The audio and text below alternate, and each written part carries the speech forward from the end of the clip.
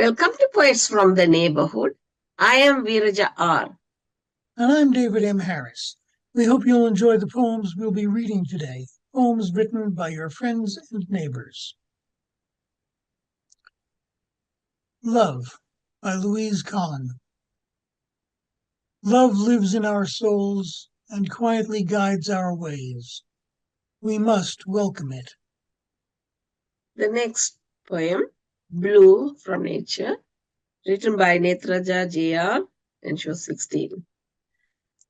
I flow with the ocean, crash against the rocks. I run through the rivers and into most docks. In the sky, I go unchecked. Amazingly in nature, blue is perfect. Sinkhole by George Spain.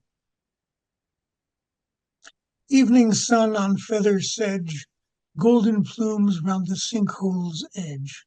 Broken china mixed with bones, bits of white between grey stones.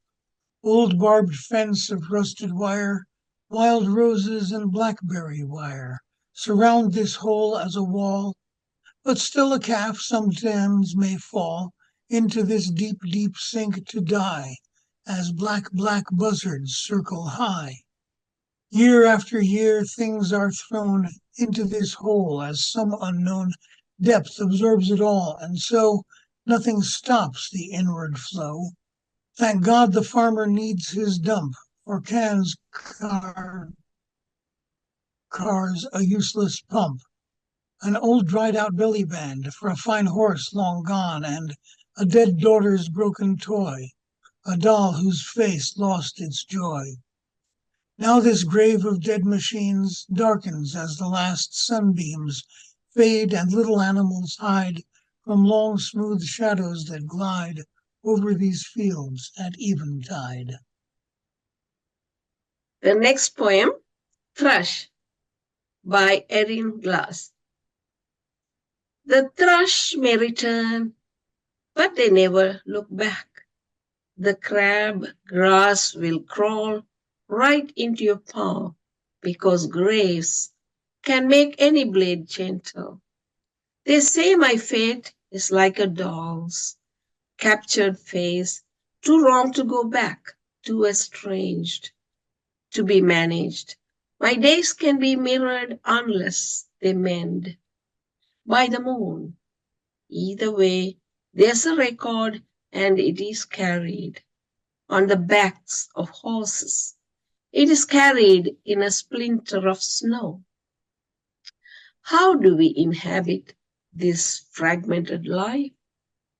Is the body the light in the window or the one who looks in? What part of us does not disappear when we disappear? Destiny's Evening by Michael J. Tucker.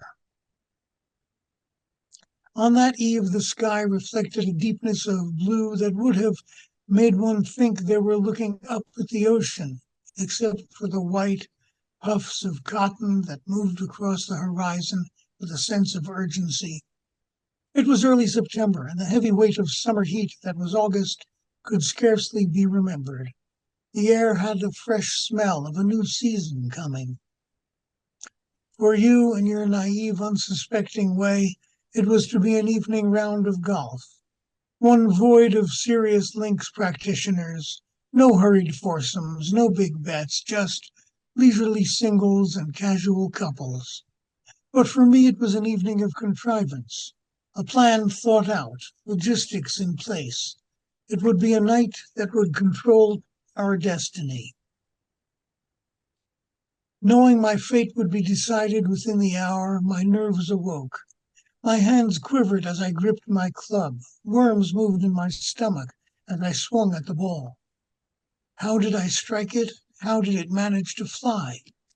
Moving with you to your tee, my knees weakened as I slung my bag with its precious contents over my shoulder.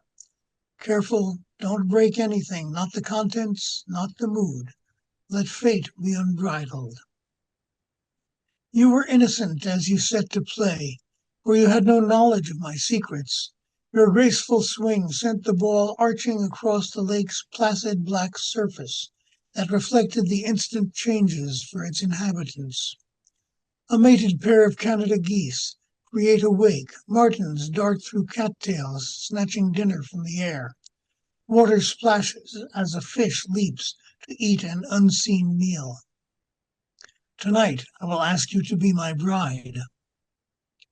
Forever so long you have been with me and no other. How can I live life without you?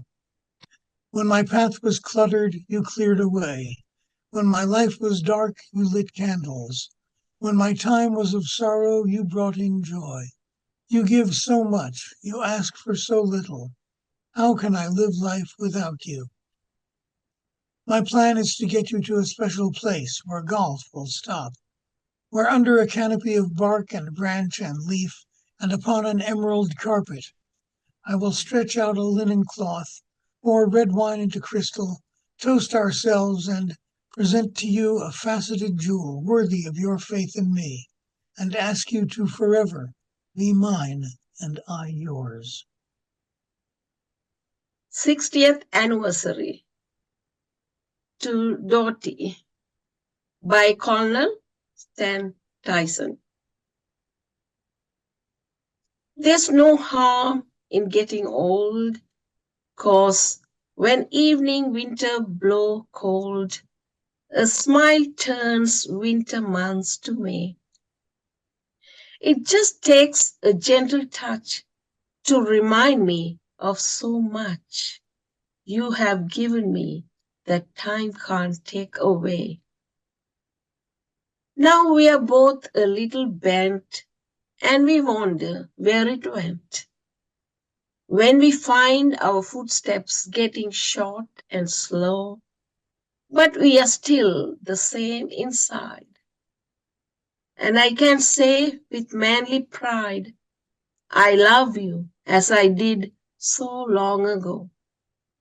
Though our joints are sort of achy and our knees a little shaky, and we find our hearings on its way for good, there may be silver in our hair, but these are things that we can share, and I wouldn't change a moment if I could. Thank you for watching Poets from the Neighborhood. We hope you'll join us again soon.